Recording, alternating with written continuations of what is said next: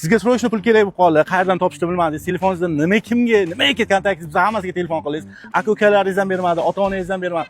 Xullas, qiynalib qolgan joyingizga siz uchun yaxshi taklif beradigan, Yakkabog' dehqon bozorining sentrida joylashgan, Navro'z choyxonasining tagidagi Renaissance moliyaviy tashkilotiga kelganmiz. Bu yerda siz o'zingizning muammolaringizni hal qiladigan darajada miqdorda pul olsangiz bo'ladi. Bu degani tilla buyum yoki mashinangiz bo'ladigan bo'lsa, bemalol garovga qo'yib 100 milliongacha kredit olsangiz bo'ladi. Mana shu bozor atrofidagi ishoning hamma foydalanib, o'zini biznesini yaxshigina daromadga olib chiqdi.